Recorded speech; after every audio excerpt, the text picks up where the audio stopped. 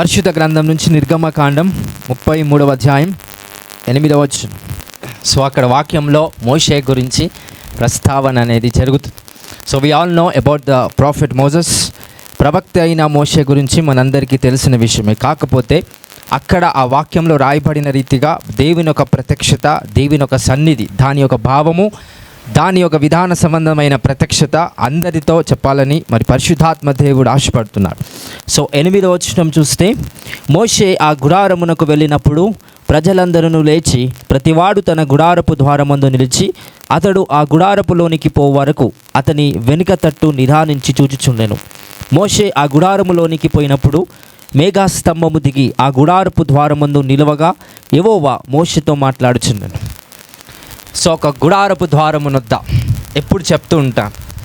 So ఎప్పుడైనా సరే దేవుడు మనము ప్రార్థన చేసి అలసిపోయి ఆ ప్రార్థనలో ఇంకా దేవుడు జవాబు ఇవ్వట్లేదేమో అని నిరాశతో ప్రార్థన చేసి చేసి చేసి అలసిపోయి ఎప్పుడైతే మరి ద్వారము యొద్ద కూర్చుంటామో ఖచ్చితంగా దేవుడు మాట్లాడతాడు.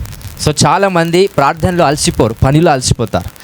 సో దేవుడు మాట్లాడే దేవుడే, కాకపోతే వినే శక్తి ప్రజలకు ఉండదు కనుక వినే శక్తి ప్రజలకు ఉండు నిమిత్తము పరిశుద్ధాత్మ దేవుడు మనిషి శరీరాన్ని అలసట వచ్చేలాగా, మనిషి యొక్క మానసిక స్థితిని అలసిపోయేలాగా ప్రార్థనలో ఒక వ్యక్తి ఎప్పుడైతే ముందుకు వెళ్తాడో దేవుని స్వరం వాడు వినగలిగే శక్తిని వాడు పొందుకుంటాడు.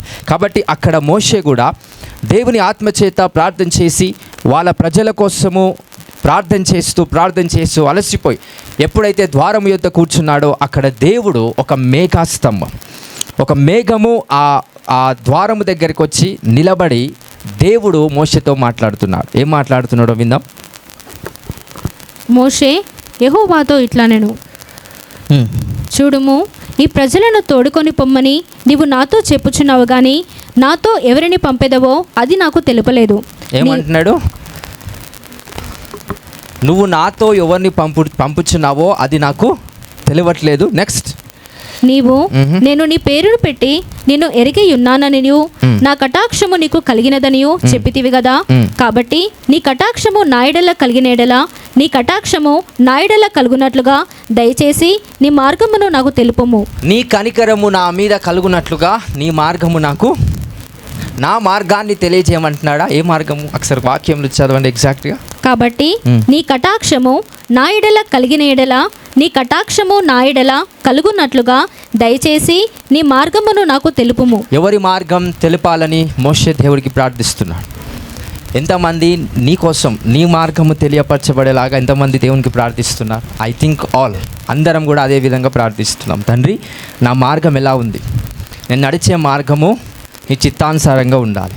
నేను నడిచే మార్గంలో కష్టాలు రాకూడదు, నేను నడిచే మార్గంలో పేదరికం ఉండకూడదు అని ప్రతి ఒక్కరు ప్రార్థిస్తున్నారు. కానీ నాయకతత్వం, రాజతత్వం కలిగిన మోషే ఏమని ప్రార్థిస్తున్నాడు?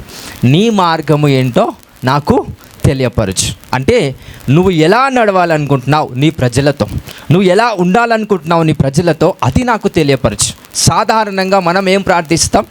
నా మార్గము, నా లైఫ్, నా జీవితంలో నీ అద్భుతాలు జరిగించండి, నా జీవితం సరిచేయండి దేవుడా, నా జీవితంలో సరైన మార్గం ఉండేలా చూడండి, ఏ కష్టము, ఏ బాధ, ఏ వేదన రాకుండా నా జీవితంలో సుఖము, ప్రశాంతత, నిదాన సంబంధమైన శక్తి చేత నన్ను నడిపించు దేవా అని రకరకాల ప్రజలు ప్రార్థన చేస్తూ ఉంటారు. కానీ రేర్గా కొంతమంది మాత్రం ఏం ప్రార్థిస్తారు? నీ మార్గం. సో కీర్తనలు 37వ అధ్యాయం 4-5 వచనాల ప్రకారం తీయకండి. అక్కడ వచనం సెలవిస్తుంది, నా మార్గం అనగా నీ మార్గము దేవుడికి అప్పచెప్పుము, అప్పుడు ఆ మార్గంలో నమ్మకమును బట్టి దేవుడు నిన్ను నడిపిస్తాడు. అఫ్కోర్స్ మన మార్గం దేవునికి అప్పచెప్పాలి. కానీ మోషే ఏం ప్రార్థిస్తున్నాడు? దేవా, నీ మార్గము నాకు తెలియపరచు.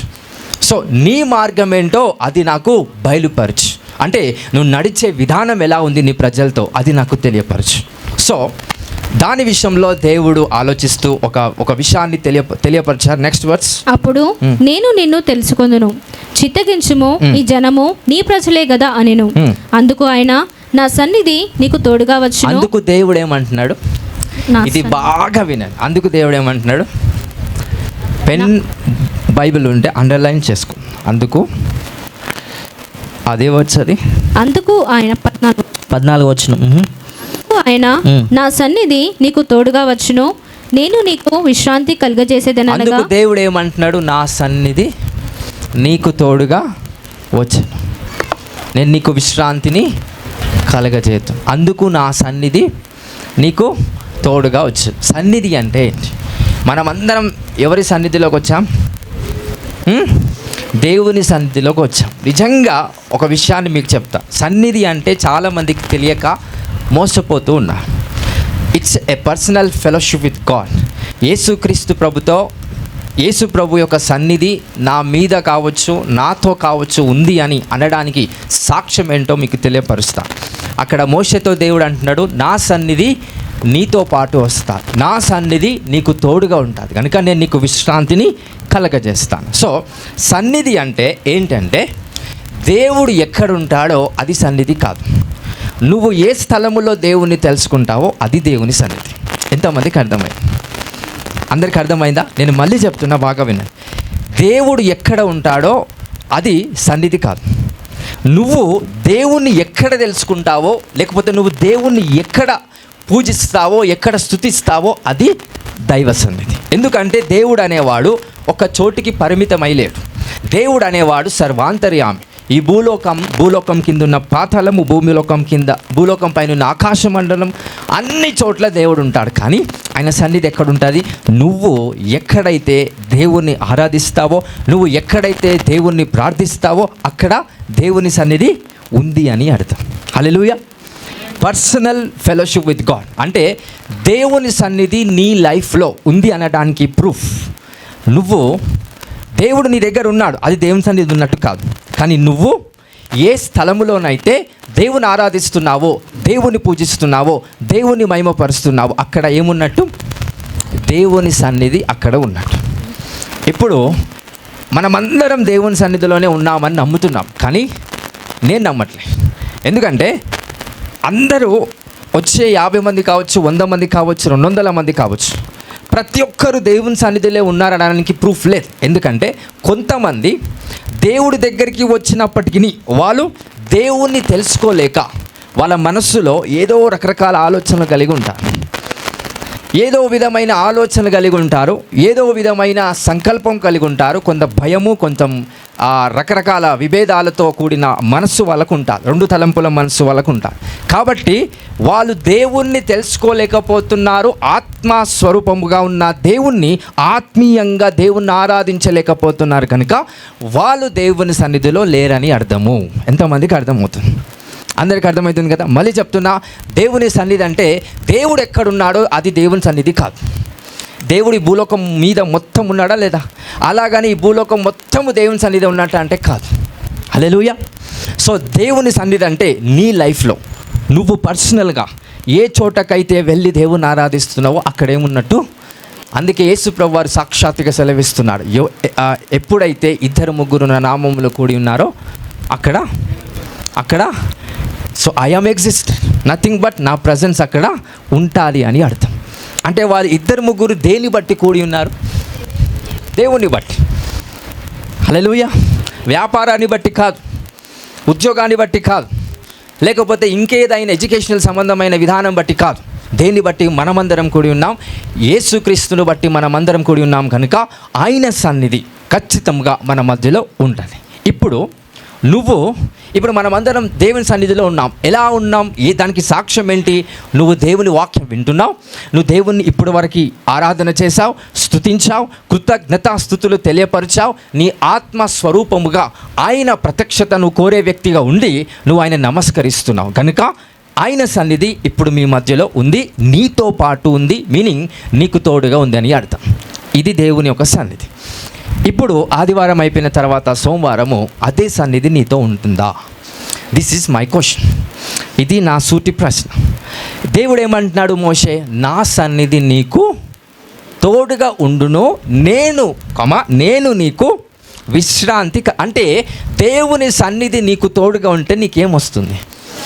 That's a finished work.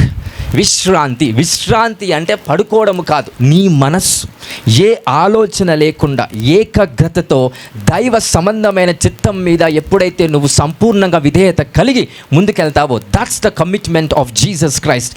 అదే విశ్రాంతిగా దేవుడు పరిగణిస్తున్నాడు. హల్లెలూయా.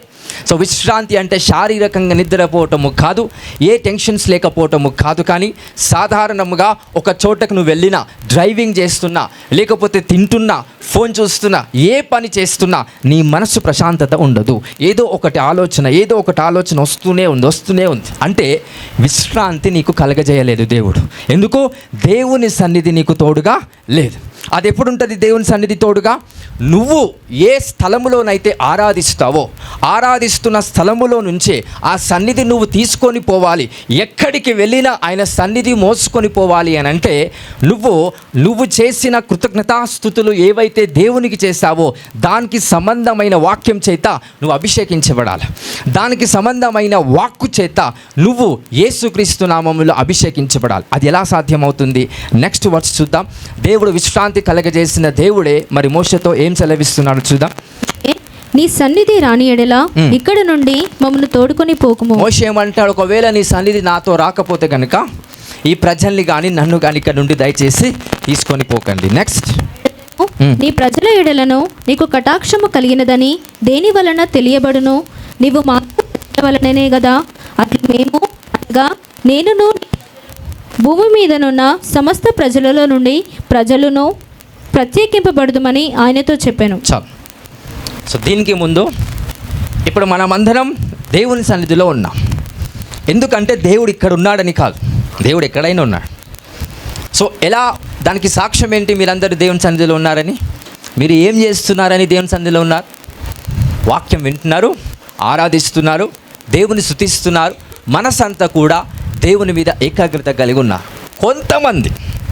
కొంతమంది మనసు ఏకాగ్రత లేదు. దేనిపై ఉంది? ఏదో ఆలోచన. వాక్యం మీకు వివరణ ఇస్తున్న టైంలోనే ఎప్పుడైతే ఒక విషయంని మనం బయట విషయాలు ఆలోచిస్తున్నామో వాళ్ళు దేవుని సన్నిధిలో ఉన్నట్ట. అందుకే యేసయ్యా నీ ప్రజల్ని తాకుమయ్యా అన్నప్పుడు అందరినీ తాకుతాడు దేవుడు. కానీ కొంతమంది యేసుప్రభు ఎప్పుడైతే వాళ్ళ దగ్గరికి వెళ్తాడో యేసుప్రభు సన్నిధిలో వాళ్ళు లేరు కనుక ఆ తాకిడి వాళ్ళు అనుభవించలేకపోతారు. ఎంతమందికి అర్థమవుతుంది?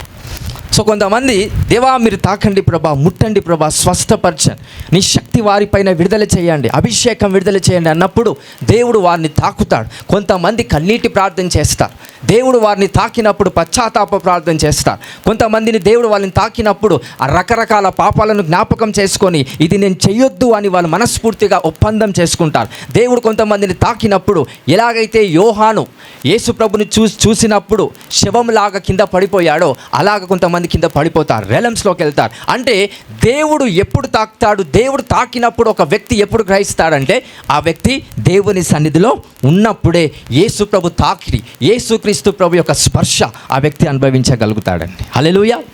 సో చర్చ్లో ఉన్న అందరూ అనుభవించగలుగుతారా? లేదు. అందుకే ప్రతి ఒక్కరికి మిరాకిల్ కాదు, ప్రతి ఒక్కరికి అద్భుతం కాదు, ప్రతి ఒక్కరిని దేవుడు తాకలేడు, ప్రతి ఒక్కరికి దేవుడు ఒక క్రియ వారి జీవితంలో జరగదు. ఎందుకంటే రకరకాల ప్రజలు భూమి మీద ఎవరైతే దేవుని సన్నిధిలోకి వస్తున్నారు ఆ సన్నిధి వాళ్ళు అనుభవించలేకపోతారు. ఎందుకంటే వాళ్ళు పర్సనల్గా దేవుని సన్నిధిలోనికి రాలేదు అని అర్థం. హల్లెలూయా. ఎంతమందికి అర్థమవుతుంది వాక్యం? హల్లెలూయా. మరి ఈ సన్నిధి ఏదైతే ఇప్పుడు మీరు పొందుకుంటున్న సన్నిధి ఉందో ఆ సన్నిధి ఎల్లకాలం నీకు తోడుగా ఉండాలంటే దాని పక్కన కామా పెట్టి నీకు విశ్రాంతిని కలగజేతునని ఆ వాక్యం ఏదైతే ఉందో ఆ వాక్యాన్ని బట్టి నీ మనస్సులో ఎప్పుడైతే ప్రశాంతత, విశ్రాంతి, సమాధానము నీ మనసులో ఎప్పుడైతే ఉంటుందో దాని అర్థం నువ్వు దేవుని సన్నిధిని మోస్తున్నావని అర్థం. ఎంతమందికి అర్థం? నీ మనస్సు బాలేదు, నీ మనస్సు ప్రశాంతత కోల్పోయింది, సమాధానం కోల్పోయింది, ఇంకా ఎవరేమన్నా ఇరిటేషన్ వస్తుంది, ఎవరేమన్నా కోపం వచ్చేస్తుంది, ఎవరేమన్నా కుళ్ళు వచ్చేస్తుంది, ఎవరేమన్నా అసూయ వస్తుందని అంటే నీపై దేవుని సన్నిధి ప్రస్తావన లేదు, నువ్వు దేవుని సన్నిధిని మోయట్లేదు అని అర్థం. హల్లెలూయా. సో మోషే ఆయన లైఫ్ అంతా కూడా దేవుని సన్నిధిని మోస్తున్న వ్యక్తిగా ఉన్నాడు. ఈ కాలపు జనరేషన్లో చాలామంది దేవుని సన్నిధిని మొయ్యలేకపోతున్నారు. దేవుని సన్నిధిని వాళ్ళకి తోడుగా రావట్లేదు. ఎందుకంటే వాళ్ళు యేసుక్రీస్తు నామములో ఆత్మస్వరూపి అయిన దేవుణ్ణి సరిగ్గా ఆరాధించలేకపోతున్నారు. యోహాను 4:24 వచ్చిన బట్టి చూస్తే అక్కడ వాక్యం సెలవిస్తుంది, దేవుడు ఎవరని? దేవుడు ఆత్మ గనుక ఆరాధించువారు ఆత్మలోను సత్యములోను ఆరాధింపవలను. This is the statement that the Lord has given. So యేసుక్రీస్తు ప్రభు చెప్పిన విషయాలను బట్టి చూస్తే దేవుణ్ణి ఆరాధిస్తున్నప్పుడు ఆత్మలో ఆరాధించగలుగుతున్నావా, సత్యముతో ఆరాధించగలుగుతున్నావా? అది కదా నిజమైన ఆరాధన. సో నువ్వు దేవుని సన్నిధిలో ఉండటానికి ముఖ్య సాక్ష్యం ఏంటి? నువ్వు దేవుని ఆరాధిస్తున్నావని అర్థం. హల్లెలూయా.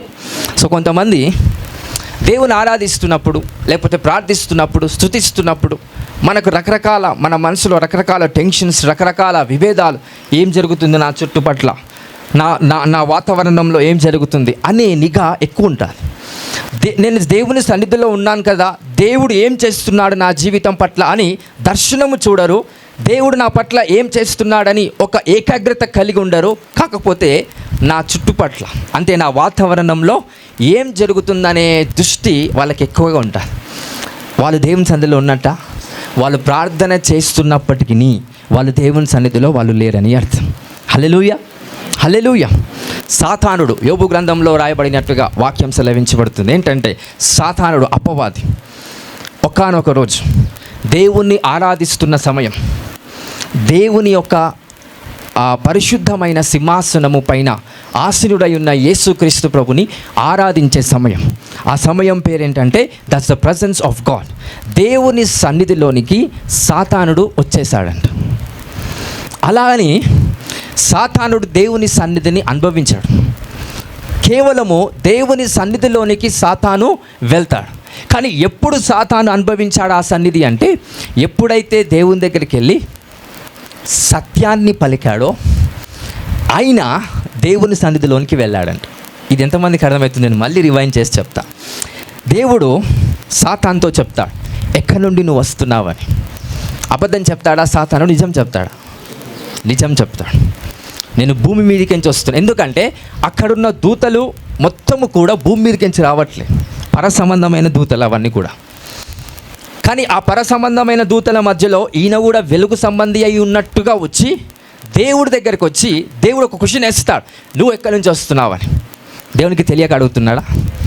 నీ జెన్యూనిటీ, నిజతత్వం ఏంటో అని పరీక్షణ కోసం అడుగుతున్న దేవుడు అదే లూసిఫర్ అయిన అపవాదిని కూడా అడుగుతున్నాడు, ఎక్కడి నుండి వస్తున్నావని. ఏం చెప్తున్నాడు?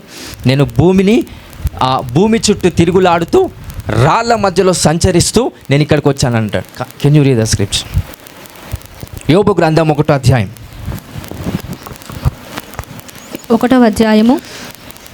7వ వచనం. యెహోవా, నీవు ఎక్కడి నుండి వచ్చితివని వారిని అడగగా అపవాది, భూమి మీద ఇటు అటు తిరుగులాడుచు అందులో సంచరించుచు వచ్చితినని యెహోవాకు ప్రత్యుత్తరం ఇచ్చెను. అందుకు యెహోవా, నీవు నా సేవకుడవైన యోబు సంగతి ఆలోచించితివా?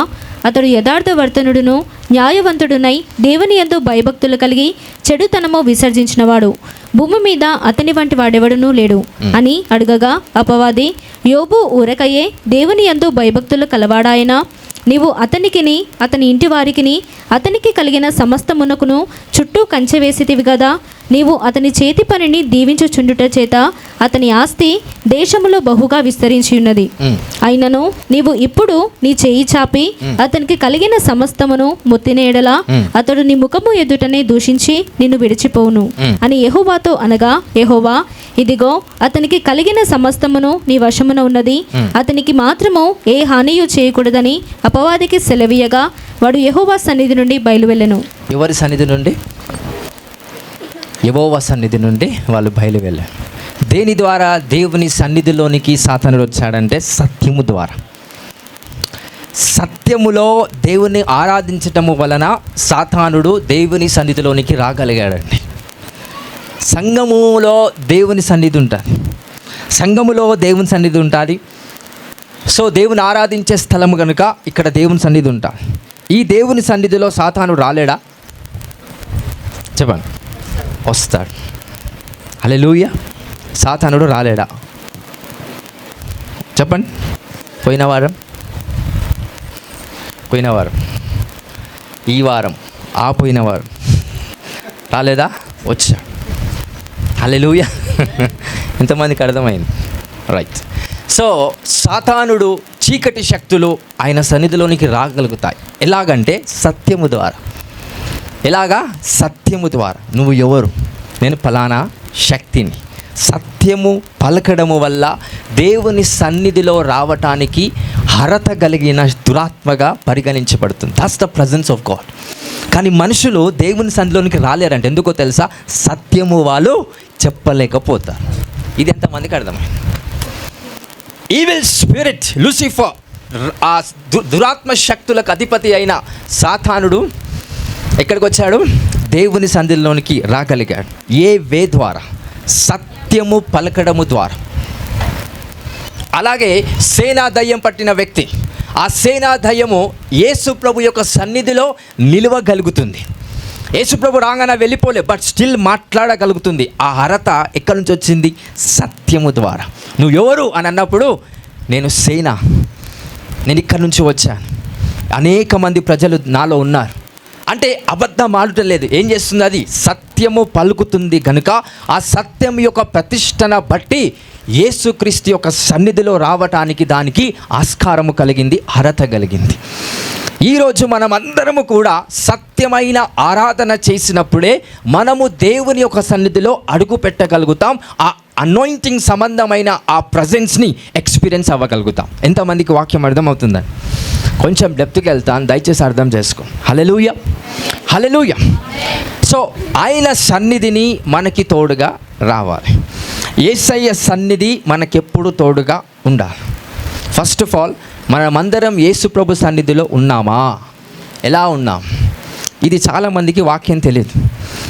సండే రోజు ఎక్కడికి వెళ్తున్నామని అంటే యేసయ్య సన్నిధిలోనికి వెళ్తున్నాం, లేకపోతే చర్చ్ అంటే ఏంటంటే దేవుని సన్నిధిలోనికి వెళ్తున్నామని అంటాం. హల్లెలూయా. దేవుని సన్నిధి అంటే దేవుడు ఉన్న స్థలము సన్నిధి కాదు. ఏ స్థలములోనైతే దేవుని ఆరాధిస్తున్నావో, ఏ స్థలములోనైతే దేవుని స్తుతిస్తున్నావో, ఆయన వాక్యాన్ని ధ్యానిస్తున్నావో అక్కడ ఏముంటుందంట? దేవుని సన్నిధి నీకు తోడుగా ఉంటుంది. హల్లెలూయా, హల్లెలూయా. అప్పుడు నీకు విశ్రాంతి కలగజేయబడుతుంది. ఆ విశ్రాంతి ఏదైతుందో దాన్ని ఎప్పుడైతే నువ్వు మెయింటైన్ చేస్తూ నీ మనస్సు ఏ ఒక సాతాను శక్తికి అప్పజెప్పకుండా కేవలము ఏదైతే ఈ దేవుని తెలుసుకోవాలని మనం వచ్చామో ఆ దేవుని వాక్యం ఎప్పుడైతే నువ్వు మర్చిపోకుండా ఎల్లప్పుడూ నీ మనస్సులో గుర్తు పెట్టుకున్నట్లయితే నువ్వు దేవుని సన్నిధిని మోసే వ్యక్తిగా నువ్వు ఉంటావు. దేవుని సన్నిధి ఎల్లప్పుడూ నీకు తోడుగా వస్తుంది. హల్లెలూయా. ఎప్పుడు వస్తుంది దేవుని సన్నిధి నీకు తోడుగా? నువ్వు వింటున్న వాక్యము నీ మనస్సులో నాటబడాలి. నువ్వు నేర్చుకుంటున్న దేవుని సంబంధమైన విషయాలు మర్చిపోకుండా దాని యొక్క నిధులు, దాని యొక్క విధులు, దాని యొక్క కట్టడాలు అన్నిటినీ కూడా యేసుక్రీస్తు నామంలో నీలో స్థిరపరచబడాలి. యేసయ్య వాక్యము నాటబడాలి. హల్లెలూయా. సో క్వశ్చన్ వేస్తూ ఉంటాం, యేసు ప్రభు గురించి ఏం చెప్తారంటే బెబ్బే ఏం తెలియదు. ఎన్ని రోజుల నుంచి చర్చకు వస్తున్నావు? 5 సంవత్సరాలు, 10 సంవత్సరాలు, 15 సంవత్సరాలు. నేను బాప్తిజం తీసుకొని 30 సంవత్సరాలు అవుతుంది సార్. మరి యేసు ప్రభు వారు ఏం అద్భుతాలు చేశాడు, ఆయన ఎలాంటి వాడు, ఏం కార్యం చేస్తాడు, నాకు ఈ సమస్య ఉంది, ఆయన ఏం చెప్తున్నాడు అన్నప్పుడు ఏమో సార్ నాకు తెలియదు అన్న. బాప్తిజం తీసుకొని 10, 20, 30 అంటే 30 సంవత్సరాల నుండి దేవుని సన్నిధి అతనికి లేదు. హల్లెలూయా. అందుకే అపాయం జరిగే అవకాశం ఉంది. అందుకే సాతానుడు అటాక్ చేసే అవకాశం ఉందండి. అందుకే మోషే అంటున్నాడు కదా, నీ సన్నిధి నాకు తోడుగా వస్తేనే నీ ప్రజలతో నేను వెళ్తా. నీ సన్నిధి నాకు తోడుగా రాకపోతే ఐ కాంట్ గో ఎనీవేర్. ఈరోజు నీ ప్రార్థన అలాగుంటే ఉద్యోగానికి వెళ్తున్నప్పుడు, వ్యాపారానికి వెళ్తున్నప్పుడు, బయటికి వెళ్తున్నప్పుడు, లోపలికి వచ్చినప్పుడు, అయ్యా నీ సన్నిధి నాకు తోడుగా ఉంటే తప్ప నేను బయటికి వెళ్ళను, నీ సన్నిధి నాకు తోడుగా ఉంటే తప్ప నేను ఇంటర్వ్యూకి వెళ్ళను. ఈ విధమైన మాటల చేత ఎప్పుడైతే ప్రార్థన చేస్తావో ఆయన బలమైన సన్నిధి నీకు తోడుగా ఉండేలాగా దేవుడు ఆజ్ఞాపిస్తాడండి. That's the commandment begins from now in Jesus name. Hallelujah, hallelujah. ఆయన సన్నిధి మనతో రావాలి అంటే వాక్యము నీలో, నీ మనసులో స్థిరపరచబడాలి, నాటబడాలి. పోయిన వారం వాక్యం గుర్తుందా? ఆ పోయిన వారం వాక్యం గుర్తుందా?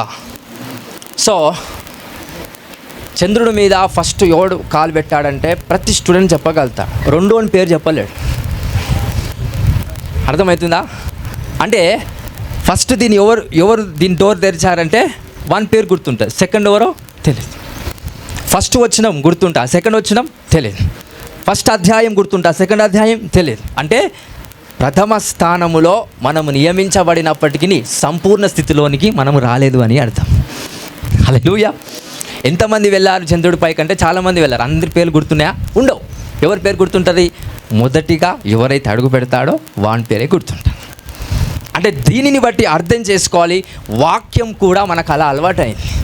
అంటే పోయిన వారం ఏదో అదే గుర్తుంటుంది. దానికి ఉన్న ఆ ఒక పాస్ట్ వారాలు ఏవైతే ఉన్నాయో అక్కడ ఏ వాక్యము మీ లైఫ్లో పరిశుద్ధాత్మ దేవుడు మరి ప్రవక్త ద్వారా పలికించాడో ఆ వాక్యం గుర్తుండదు. ఒకటే మాట మాట్లాడతారు దేవునితో, అయ్యా నాకేమీ గుర్తుకు లేదు, నా సన్నిధి నీకు తోడుగా ఉందని దేవుడు ఎలా ఆజ్ఞాపించమంటావండి? ఈరోజు ఆయన సన్నిధి నీకు తోడుగా ఉందా లేదా అనడానికి only one proof, one existence, one testimony. You have to remember the word of the living God. దేవుని వాక్యము నువ్వు గుర్తు పెట్టుకోకపోతే, దేవుని వాక్యము నీలో స్థిరపరచబడకపోతే, దేవుని సమస్త శక్తితో కూడబడిన వాక్యం ఎప్పుడైతే నువ్వు మర్చిపోతావో ఆయన సన్నిధి నీతో రానట్టే. హల్లెలూయా. ఆయన సన్నిధి మనం నింపుకోవాలి అంటే నువ్వు దేవుని సత్యముతో ఆత్మతో ఆరాధించినప్పుడే దేవుని సన్నిధిలో నువ్వు ఉన్నట్టు.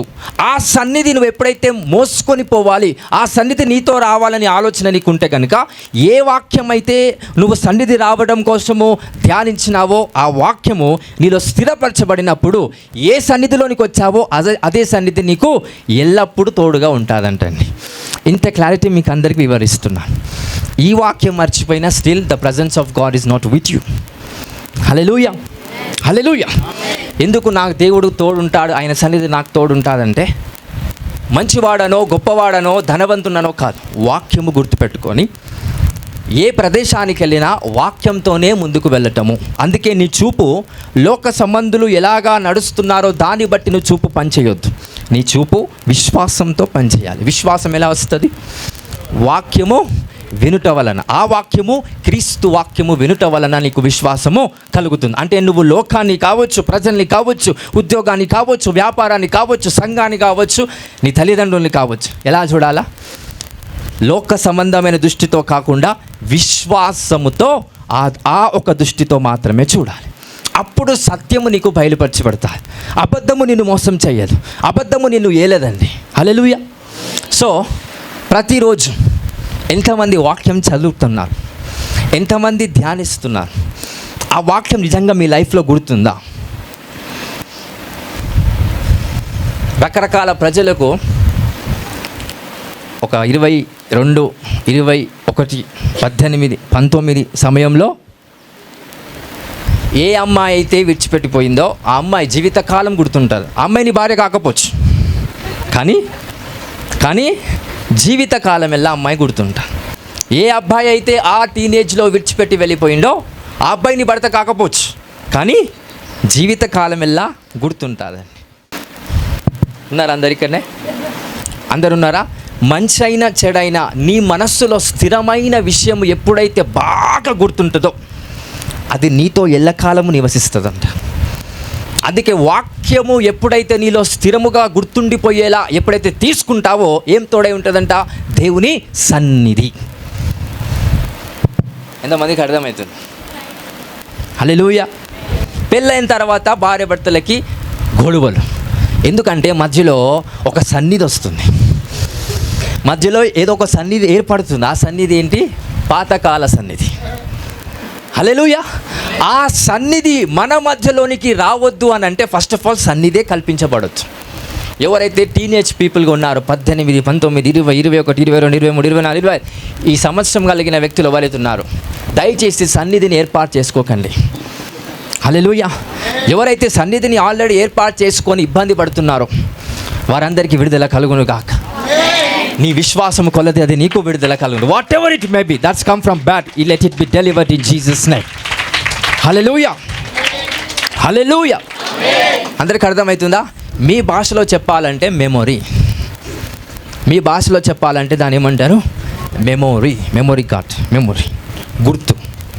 ఓకే, అవన్నీ ఏంటి? గుర్తు. సో మోషేకి దేవుడు తోడై ఉన్నాడంటే, బాగా వినండి, దేవుడు మోషేతో ఒక మాట సెలవిస్తాడు తర్వాత అధ్యాయంలో. మీకు క్లియర్గా చెప్తాను. నేను చెప్పిన విషయాన్ని వాక్యంతో సరిచూస్తున్నాను. మోషేతో దేవుడు ఏం సెలవిస్తాడంటే, నీ ప్రజలు కింద ఒక విగ్రహాన్ని తయారు చేసి మొక్కుతున్నారు, అది నిజమైన దేవుడు కాదు, దేవుడు అనేవాడు విగ్రహంలో ఉండడు కదా. సో నీ ప్రజలు అలాంటి విగ్రహాన్ని మొక్కుతున్నారు కనుక నేను వాళ్ళని చంపేస్తా అని అంటాడు. స్టోరీ గుర్తుందా? ఉందా? రైట్. అన్నప్పుడు వాళ్ళను చంపేసి వాళ్ళందరినీ కూడా హతమర్చి నిన్ను దీవిస్తాను, అబ్రహాముకి ఇచ్చిన ఆశీర్వాదం ఏదైతుందో నిన్ను గొప్ప జనముగా. ఎంతమందికి ఈ వాక్యం గుర్తుంది? ఎప్పుడైతే ఈ వాక్యం గుర్తుంటుందో అబ్రహాము సన్నిధి నీకు తోడుంటుంది. Feel the presence of the Abraham. Hallelujah. ఇది బాగా వినండి. ఎప్పుడైతే మోషేతో ఆ మాట అంటాడో, మోషే అంటాడు, నువ్వు ఇచ్చే ఆశీర్వాదం నాకొద్దు, ఆయన సన్నిధి నాకు ఆల్రెడీ తోడుగా ఉంది. ఎందుకు? దేవుడు అబ్రహాంతో చేసిన నిబంధన ఏదైతే గొప్ప జనముగా చేస్తానని అబ్రహాంతో అంటాడో, అది నేను ఆల్రెడీ, ఆ సన్నిధి నాకు తోడుగా ఉంది కనుక నీ ఆశీర్వాదం నాకు అక్కర్లేదంటాడు దేవుడితోనే మోషే. That's the presence of the living God. Hallelujah. ఒకసారి అవర్స్ తీయండి.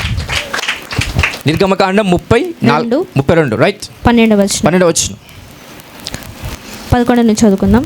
మోషే తన దేవుడైన యెహోవాను బతిమాలుకొని, యెహోవా, నీవు మహాశక్తి వలన బాహుబలము వలన ఐగుప్తు దేశంలో నుండి రప్పించిన నీ ప్రజల మీద నీ కోపము ఉండలేదా? ఆయన కొండలలో వారిని చంపునట్లును భూమి మీద నుండి వారిని నశింప చేయునట్లును కీడు కొరికే వారిని తీసుకొని పోయినని ఐగుప్తీయులు ఏల చెప్పుకొనవలెను.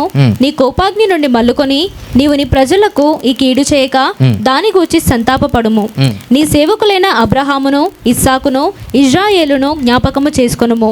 నీవు వారితో ఆకాశ నక్షత్రముల వలె నీ సంతానము అభివృద్ధి చేసి నేను చెప్పిన ఈ సమస్త భూమిని మీ సంతానమునకిచ్చెదననియు వారు నిరంతరము దానికి హక్కుదారులగుదురనియు వారితో నీ తోడని ప్రమాణము చేసి చెప్పితివనెను. అంతటా యెహోవా తన ప్రజలకు చేసేదనని చెప్పిన కీడును గురించి సంతాపపడెను. ఏమంటున్నాడు దేవుడు? బ్యాక్ స్టెప్ వేశాడు. Because of the presence of the Abraham.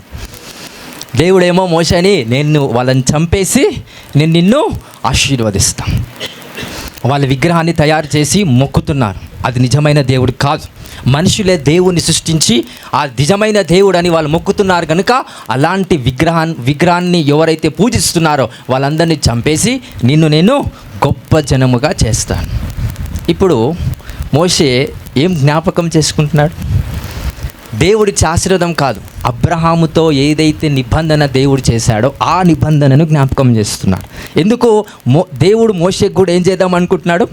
అదే నిబంధన సంబంధమైన ఆశీర్వాదము మోషేకి ఇద్దాం అనుకుంటున్నాడు. అంటే ఇండైరెక్ట్గా నేను నీకు తోడు, నా సన్నిధి నీకు తోడుగా ఉంటుంది అన్నప్పుడు మోషే ఏమంటున్నాడు? నాకు ఆల్రెడీ అబ్రహాము యొక్క నిబంధనతో కూడిన ఆశీర్వాదంలోనే నేను ఉన్నాను. So the presence of the Abraham which includes in the almighty God, ఆ దైవ సన్నిధి నాతో కూడా ఎల్లప్పుడూ ఉంది. ఎలా ఉంది ఆ సన్నిధి? ఏం గుర్తుపెట్టుకున్నాడు? నిబంధన, వాక్యాన్ని గుర్తుపెట్టుకున్నాడు. ఆ వాక్యాన్ని గుర్తుపెట్టుకున్నందుకే అబ్రహాము యొక్క సన్నిధి, అబ్రహాము ద్వారా నిబంధన చేయబడిన ప్రతి ఒక్క వాగ్దానము మోషే జీవితంలో కూడా నెరవేర్చబడింది. ఏం గుర్తుపెట్టుకున్నందుకు? దేవుడు అబ్రహాంతో చేసిన నిబంధన. హల్లెలూయా, హల్లెలూయా. ఏదేదైతే మీ లైఫ్లో స్థిరముగా గుర్తుకున్నాయో దానికి సంబంధమైన సన్నిధి నీకు తోడుగా ఉంటుంది, మంచి అయినా చెడైనా. హల్లెలూయా, హల్లెలూయా. కొంతమంది ఫ్రెండ్స్ చాలా బెస్ట్ ఫ్రెండ్స్, చాలా క్లోజ్ ఫ్రెండ్స్, దైవ సన్నిధిలో ఒకవేళ వాళ్ళు యేసు ప్రభు రక్తంతో కడగబడి నిజముగా వాళ్ళు యథార్థంగా వాళ్ళ విశ్వాసం జర్నీ ముందుకెళ్తే మంచిదే. కొంతమంది వాళ్ళ ఆత్మ పాడైపోతుంది, వాళ్ళ ఆత్మ కరప్ట్ అయిపోతుంది, వాళ్ళ ఆత్మ నాశనం అయిపోయి ఉంటుంది ఆల్రెడీ. అలాంటి వాళ్ళు మీకు చాలా క్లోజ్ ఫ్రెండ్స్. వాళ్ళు లేనిది మీరు లేరు, మీరు లేనిది వాళ్ళు లేరు.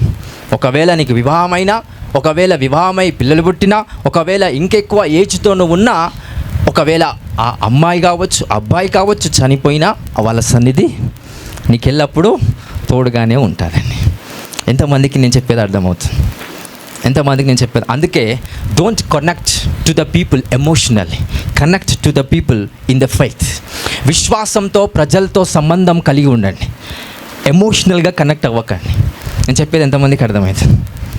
అంటే నువ్వు లేకుంటే నేను జీవించలేననే మాట ఎల్లప్పుడూ ఆ బిడ్డ యొక్క సన్నిధి నీకు ఎల్లప్పుడూ ఉంటుంది. ఆమె చెడైతే నీకు చెడు సన్నిధి ఉంటారు, ఆమె మంచి అయితే మంచి సన్నిధి ఉంటారు, వాట్స్ ఎవర్. కానీ వాక్యం సెలవిస్తుంది, ప్రతి ఒక్కడు కూడా పాపము చేసి దేవుడిచ్చే మహిమను పొందలేకపోతున్నాడు. ఒక్కడును లేడు, నీతిమంతుడు ఒక్కడును లేడు. హల్లెలూయా. సో ఇప్పుడు దేవుని సన్నిధి నీకు తోడుగా ఉండాలి అని అంటే ఏం గుర్తుండాలి నీ మనసులో? చెప్పాలి. అబ్రహాము యొక్క సన్నిధి నీకు తోడుగా ఉండాలంటే ఏం గుర్తుండాలి? దేవుడు అబ్రహాంతో చేసిన నిబంధన. హల్లెలూయా, హల్లెలూయా. పౌలు యొక్క సన్నిధి నీకు తోడుగా ఉండాలంటే పౌలు యొక్క ప్రత్యక్షతలు నీకు గుర్తుండాలి. హల్లెలూయా. పేతురు యొక్క సన్నిధి నీకు తోడుగా ఉండాలంటే you have to identify those systems of God. ఎందుకంటే చనిపోయిన సాముయేలు యొక్క ప్రవక్త ఒక ఆత్మ, ఆయన చనిపోయి ఉన్నాడు. ఎప్పుడైతే సౌలు ఒక కర్ణ పిశాచి దగ్గరికి వచ్చాడో, స్టిల్ సాముయేలు ప్రవక్త యొక్క ఆత్మ, దాని యొక్క సన్నిధి స్టిల్ సౌలు దగ్గరికి వచ్చిందండి. ఎందుకంటే గుర్తుపెట్టుకున్నాడు, నాకంటూ ఒక ప్రవక్త ఉన్నాడని. మంచా చెడ పక్కన పెట్టండి, గుర్తుపెట్టుకున్నాడు కనుక ఆయన సన్నిధి బయటికి వచ్చిందంటండి. That's not his originality, it is his presence came out of that womb. కాబట్టి మనం అర్థం చేసుకోవాల్సిన విషయాలు ఏంటంటే, నీ లైఫ్లో, మీ లైఫ్లో ఏది ఎక్కువగా మీ మనస్సుని ప్రభావితం చేస్తుందో దాని సంబంధమైన సన్నిధి నీకు ఎప్పుడు ఉంటుంది. హల్లెలూయా, హల్లెలూయా. అందరికి అర్థమవుతుందా? అందరికి అర్థమవుతుందా? లేదు, నా లైఫ్లో కేవలం దేవుని సన్నిధి మాత్రమే ఉండాలి అని అంటే ప్రతి ఒక్కటిని పక్కన పెట్టేసి దేవుని వాక్యం మాత్రమే ఎక్కువగా స్ట్రెస్ఫుల్గా నీ మనసులో ఉండేటట్టుగా చూసుకోండి. అందుకే ఎబ్రీలు రాసిన పత్రిక 4:12 ఆ వాక్యం సెలవిస్తుంది. చూద్దాం. ఫస్ట్ దేవుని వాక్యము, ఎందుకనగా దేవుని వాక్యము సజీవమై బలము గలదై రెండంచులు గల ఎటువంటి ఖడ్గము కంటెను వాడిగా ఉండి ప్రాణాత్మలను కీళ్లను మూలుగను విభజించినంత మట్టుకు దూరుచు హృదయం యొక్క తలంపులను ఆలోచనలను శోధించుచున్నది. శోధిస్తదంట వాక్యం. హల్లెలూయా. ఏం శోధిస్తుంది? నీ ఆలోచనలను, నీ తలంపులను. పక్కవారి యొక్క సన్నిధిని మోయకు, చెడ్డవారి యొక్క సన్నిధితో ఉండొద్దు అనే విధానాన్ని అక్కడ పరిశుద్ధాత్మ సంబంధమైన వాక్యము నీ మనసులో ఉన్న ఆలోచనలు శోధిస్తుందంట. హల్లెలూయా. ఈరోజు I want every one to be in the presence of the lord. ఎక్కడికి వెళ్ళినా ఆయన సన్నిధి మీకు తోడుగా ఉండాలంటే ఆయన నుంచి వచ్చిన ప్రతి మాట కలిగిన వాక్యము మీ మనస్సులో స్థిరపరచబడాలి, ఎస్టాబ్లిష్మెంట్ అవ్వాలి. హల్లెలూయా. ఎస్టాబ్లిష్మెంట్ అవ్వాలి. దాంతోపాటు ఏ మనిషి కూడా నీకు ఎమోషనల్గా కనెక్ట్ అయ్యేలాగా చూసుకోకండి. హల్లెలూయా. ఎమోషనల్గా అంటే నువ్వు లేకపోతే నేను లేను, ఒక వ్యక్తి లేకపోతే నేను ఈ పని చెయ్యలేను అంటే సంపూర్ణంగా నీ విశ్వాసం ఒకరిపైన ఆధారపడినట్లయితే నువ్వు వాళ్ళతో ఎమోషనల్లీ బాండింగ్ అయినట్లు. అప్పుడు వాళ్ళ సన్నిధి ఎల్లప్పుడూ నీకు తోడుగా ఉంటుంది, అది చెడుకే పనిచేస్తుంది. కాబట్టి ఎప్పుడు, ఎన్నడూ, ఎక్కడ, ఎవరు కూడా ఎమోషనల్గా ఏ ప్రజలతో, ఏ వ్యక్తితో కనెక్ట్ అవ్వకండి. ఏ ప్రజలతో కనెక్ట్ అవ్వాలన్నా by faith you have to connect to the person. విశ్వాసంతో కనెక్ట్ చేసేలాగా నీ ఒక ప్రయాసము వ్యర్థము కాకుండా దేవుడు ముందుకు నడిపించగలుగుతాడు. హల్లెలూయా. యేసుక్రీస్తు ప్రభు యొక్క తల్లి ఎప్పుడైతే యేసు ప్రభు దగ్గరికి వచ్చిందో, వాళ్ళ తల్లితో పాటు వాళ్ళ కొడుకున్నాడు. ఇద్దరు యేసు ప్రభు 1000 మందికి దేవుని వాక్యాన్ని ప్రకటిస్తున్నాడు. దేవుని వాక్యం ప్రకటిస్తున్నప్పుడు వాళ్ళ తల్లి అయిన మరియ వచ్చి, మా కొడుకును పిలుస్తారా అని ఒకరిని పంపించింది లోపలికి. వాడు గబగబా 1000 మందిని మొత్తం ఒక వే క్రియేట్ చేసుకొని కష్టపడి యేసుప్రభు దగ్గరికి పోయి, అయ్యా మీ తల్లిగారు పిలుస్తున్నారని అన్న. యేసుప్రభు ఎమోషనల్ కనెక్ట్ అయితే మా తల్లి వచ్చిందా అని అందరిని పక్కన పెట్టేసి పోయేవాడు. కానీ ఎలా కనెక్ట్ అయ్యాడంట? విశ్వాసం చేత. అందుకే అంటాడు, ఎవరైతే నా యందు విశ్వాసం కలిగి ఉంటారో వారే నా తల్లియు నా సహోదరులు అని అక్కడ వాక్యం ప్రకటించాడంట. That's faith in the Lord. Hallelujah, hallelujah. So you people have to be binded, not in the relationship, not in the emotionalized. So you have to be binded in faith. అందుకే విశ్వాస సంబంధమైన ప్రజలు ఎల్లప్పుడూ వాళ్ళ యొక్క ముఖము, వాళ్ళ మనస్సు అతికాంక్షణీయ తత్వమైన మనస్సుతో వాళ్ళు తేజరిల్తూ ఉంటారంట. సో ఎప్పుడైతే బాగా ఎమోషనల్గా ఉంటారో చిన్న మాట అన్నా తట్టుకోలేరు, ఇబ్బందిగా ఫీల్ అవుతూ ఉంటారు, సెన్సిటివ్గా మన మనసు మారిపోతూ ఉంటుంది. ఎప్పుడు చూసిన ముఖం పనికిరాని ముఖం లాగానే ఉంటుంది. ఎందుకు? వాడు కేవలము నిష్ప్రయోజనమైన కనెక్షన్ అనగా ఎమోషనల్గా ప్రజలతో బంధం పెట్టుకుంటున్నాడండి. హల్లెలూయా. కొంతమంది అన్న అనగానే కథం వాళ్ళు ఏడుకోబోతారు. కొంతమంది చెల్లి అనగానే కథం వీళ్ళు ఏడుకోబోతారు. So what kind of emotion? All these things are come under the sight and influence. అందుకే యేసుప్రభు అన్నారు, నా తల్లి తల్లి కాదు, నా తల్లి ఎవరు? నా యందు విశ్వాసం ఉంచినవారు. నా సహోదరుడు నా తల్లికి పుట్టినందుకు కాదు, కానీ నా సహోదరుడు నా యందు అంటే మీరు ఆయన సహోదరులన్నీ. That's the fight. హల్లెలూయా. మనము ఆయన సహోదరులము, మనము ఆయన సహోదరులము. హల్లెలూయా. ఎలా సాధ్యమవుతుంది అది? విశ్వాసము యేసు ప్రభుతో కనెక్ట్ చేసుకున్నందుకు. We are the inheritance of our father in the name of Jesus. Hallelujah. ఆయన సన్నిధి నీకు ఎల్లప్పుడూ తోడుగా ఉంటే విధి ఏదైతే నాట్యం ఆడుతుందో అది మీ జీవితంలో పనిచేయదు. చూద్దాం వాక్యంలో అది ఎలా పనిచేస్తుందో. జెకర్యా గ్రంథం, ఐ థింక్ జెఫన్యా 2వ అధ్యాయం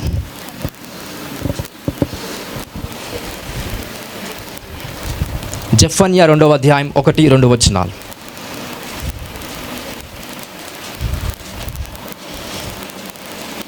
జెఫన్యా కొత్తగా ఉంది కాబట్టి చాలా టైం పడుతుంది,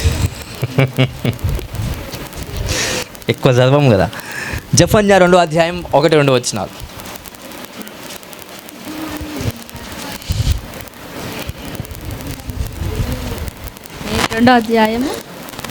సిగ్గుమాలిన జనులారా కూడిరండి, గాలికి ఎగురునట్లు సమయము గతించుచున్నది. సిగ్గుమాలిన జనులారా కూడిరండి, పొట్టు గాలికి ఎగురునట్లు సమయము కూడా ఎట్లా అవుతుందంట? గతిస్తూ ఉందంట. నెక్స్ట్ వర్డ్స్, విధి నిర్ణయము కాకమునుపే. విధి నిర్ణయము కాకమునుపే. దేవుడు నెక్స్ట్ ఏమంటున్నాడు? యెహోవా కోపాగ్ని, దేవుని యొక్క కోపాగ్ని మీ మీదికి రాకమునుపే, మిమ్మును శిక్షించుటకై యెహోవా ఉగ్రత దినము రాకమునుపే కూడిరండి. ఫస్ట్ వన్ ఏంటి? విధి నిర్ణయము కాకమునుపే. హల్లెలూయా, హల్లెలూయా. ఆ విధి నీకు హెల్ప్ చేసేలాగా, మిమ్మల్ని ఎవరైతే ఇబ్బంది పెడుతున్నారో దేవుడు వాళ్ళ దగ్గరికి వెళ్ళి శిక్షించాల్సిన అవసరం లేదు. విధి నిర్ణయం తీసుకుంటా. ఈ విధి నిర్ణయం తీసుకుంటే సృష్టి ప్రళయం ద్వారా ఆ వ్యక్తిని హింసించే అధికారము దేవుడు సృష్టికి ఇచ్చాడంటండి. ఆ సృష్టిని దేవుడు సక్రమంగా డిజైన్ చేసి పెట్టాడు. ఏ మనిషికి ఎలాగా ఈ సృష్టి పని చేయాలి, ఏ మనిషికి ఎలాగా మంచితనముగా పనిచేయాలా, చెడుగా పనిచేయాలా, ఈ సృష్టి అనేది సంపూర్ణంగా దేవుడు డిజైన్ చేసి పెట్టాడు. కాబట్టి ఎవరైతే యేసు ప్రభు నమ్మిన ప్రజల్ని కావచ్చు, నీతిమంతుల్ని కావచ్చు, మంచివారిగా యథార్థవంతులుగా ఉన్న ప్రజల్ని కావచ్చు, ఎవరైతే వాళ్ళని హింసిస్తున్నారో వాళ్ళ మీద